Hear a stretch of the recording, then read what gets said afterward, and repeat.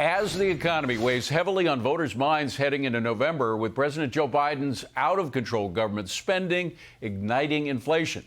President Joe Biden, meanwhile, is posting on X that we are seeing progress on inflation, but that prices are still high. So he wants to, quote, fight inflation by spending billions more of what we don't have on things like increasing rental assistance, spending even more trillions of dollars on clean energy, fighting inflation by increasing deficit spending. Does that really work? Joining me now from the House Ways and Means Committee, Congresswoman Claudia Tenney. Congresswoman, I mean, it's laughable. It's absolutely laughable trying to decrease inflation by spending more money we don't have. But let's talk about this student loan thing, because again, it's an as Edward was saying, it's an income transfer from the middle class to wealthy people. It's exactly the opposite of what Democrats say they represent.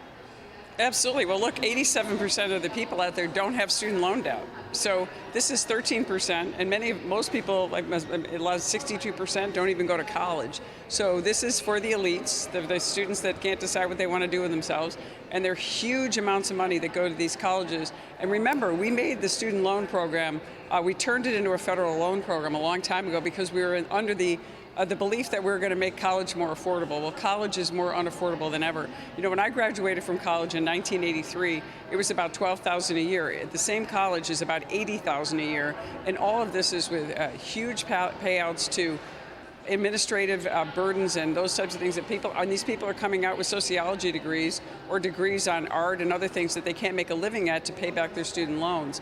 And so that's why, you know, it's absurd to say that this is actually cutting inflation. I mean, we're talking about the more they spend, the more the inflation continues to go up. And it's really, in the end, David, this is really what it's a vote buying scheme. Absolutely. Trying to get with students our money. With our money, again, it's just like spending the oil reserves. I mean, they're using billions and billions and billions of our dollars, the Biden administration, in order to get reelected. But there's also the illegality of the whole thing. The Supreme Court made their decision. They decided that if you're going to spend $1 trillion, that's something that Congress has to do. A president can't just snap his finger and spend $1 trillion. He's not king. Right. Well, of course, the Article 1 provision, that power of the purse resides in the House of Representatives and in the Congress. The president cannot, unilaterally do an executive order and take that power away from Congress. So it's unconstitutional. It's always going to be unconstitutional. No matter how much they appeal that, it's not going to change. And kudos to Kansas and Missouri and Andrew Bailey for doing this. It's really important that we stand up for our constitutional principles and the separation of powers that we have. Article 1 being the administrative branch.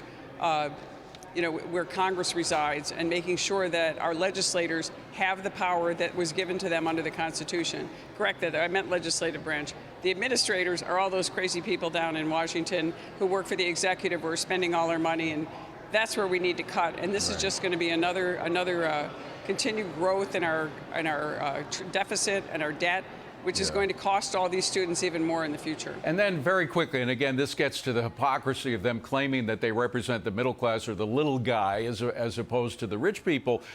We have the tax issue, and we know that Biden wants to raise taxes. He says it's just going to be on the millionaires, nobody below $400,000. Well, there are a lot of people who make a lot less than $400,000 who have a 401k that they're hoping to use for their retirement.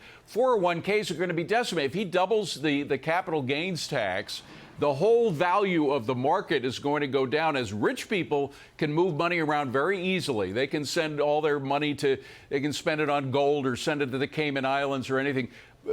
Middle class folks and poor folks are not going to be able to get rid of all that they have in their 401k that quickly. They'll get decimated by this quickly. Well, exactly what happens in New York State. You raise taxes on everyone, and the middle class suffers the most. And that's exactly what we're trying to counter. That's what President Biden is cooking up. The Tax Cuts and Jobs Act under President Trump was the greatest middle class tax cut. It did more to help my middle class region, upstate New York, middle income taxpayers. And remember something, most small businesses, family owned businesses, are pass-throughs. So That's raising right. the capital gains is only going to hurt them. Bingo, bingo. Congresswoman Claudia Tenney, always a pleasure to see you. Semper Fi. Great to see to you. You and your son. Thank you both for being here. Thank you. I appreciate it. Thank you both.